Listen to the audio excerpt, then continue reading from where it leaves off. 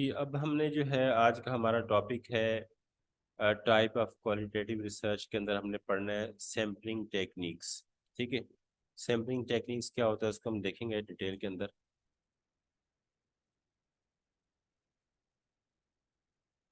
Sampling method पे जाने से पहले हम देखेंगे पॉपुलेशन और सैंपल क्या होता है। पॉपुलेशन फॉर एग्जांपल देखें, मैंने जो है कंप्यूटर साइंस के जो ग्रेजुएट्स हैं, ये देख रहे हैं कि जो पाकिस्तान के अंदर पब्लिक यूनिवर्सिटी से जो पास आउट होके गए हैं एमएस के या बीएस के स्टूडेंट्स, उनको जॉब ढूंढने में क्या डिफिकल्टीज दरपेश आती हैं। तो ये सारे पाकिस्तान के स्टूडेंट्स हो जाएंगे।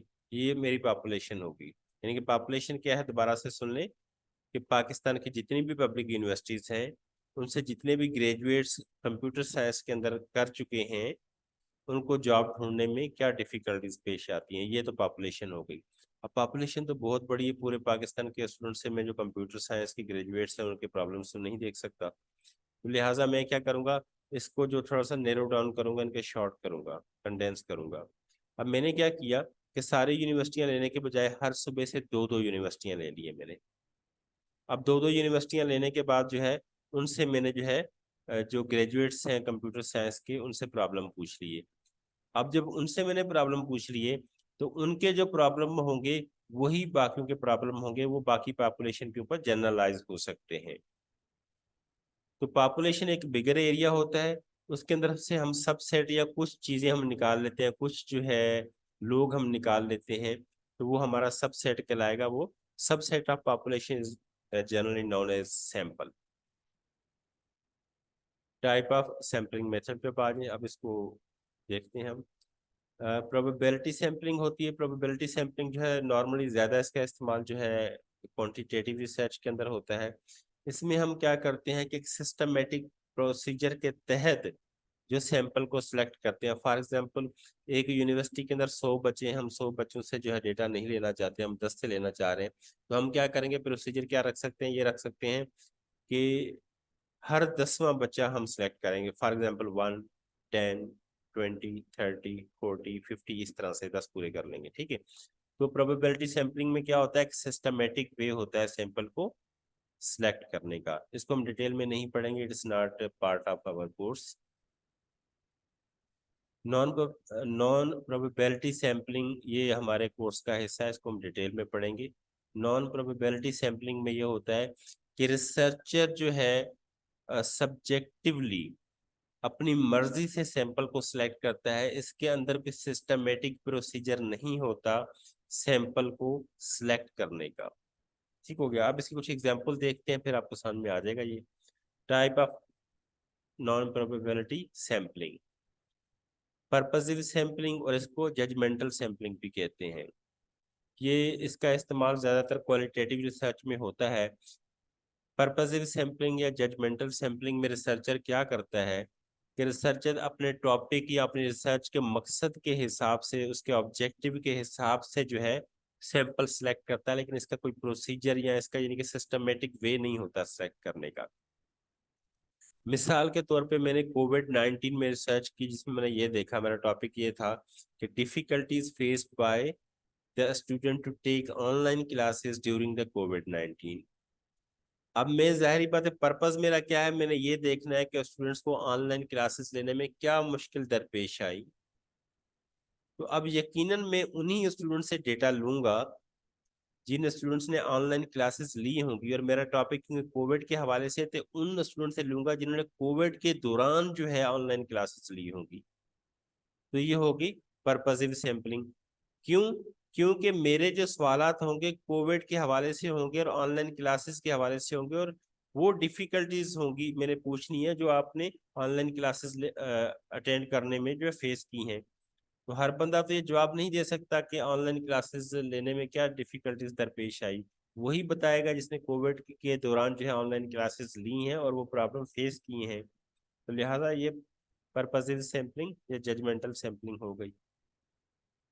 कन्वेनी कन्वीनियंस सैंपलिंग।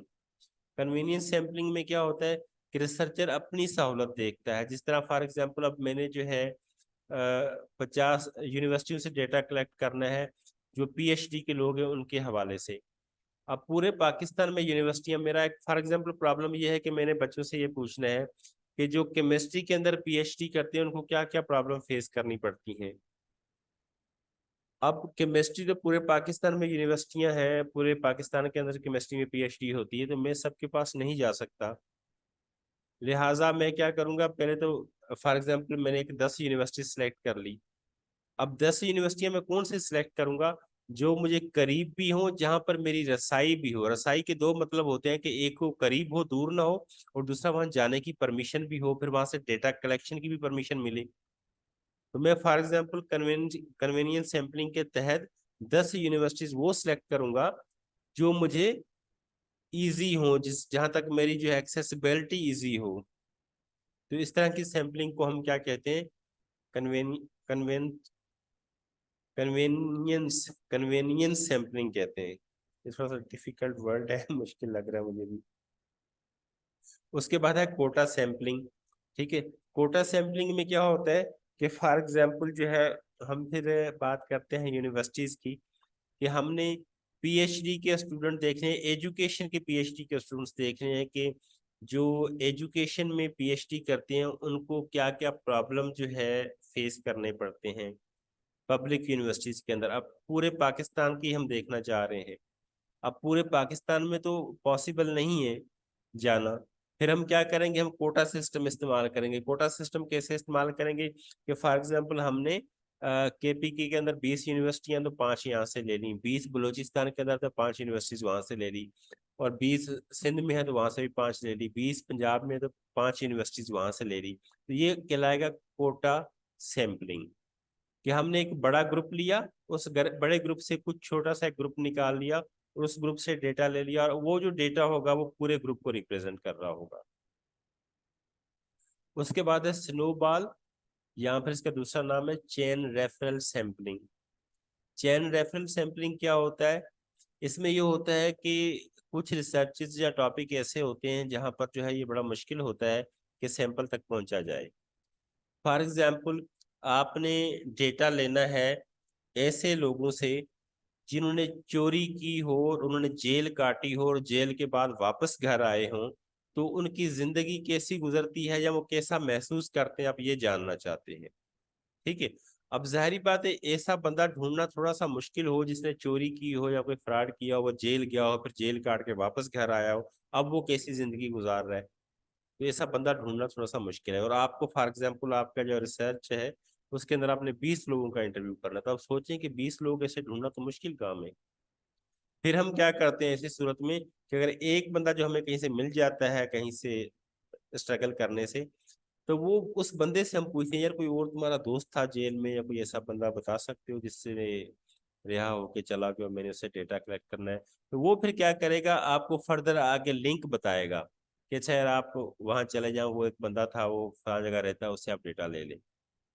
या फॉर एग्जांपल आप क्या चले गए, आप चले गए वहां पर जो भी SHO है या जो भी जहाँ इंचार्ज वगैरह होता है थाने का, उससे जब आपने हेल्प ली। यानी कि जब हम एक बंदा लेते हैं उससे हम डेटा लेते हैं, फिर वो बंदा अगले बंदे तक भेजता है, अगला बंदा उससे अगले बंदे तक भेजता है हमें डेटा के लिए। तो इस तरह की सैंपलिंग को हम स्नोबॉल या चेन रेफरल सैंपलिंग कहते हैं।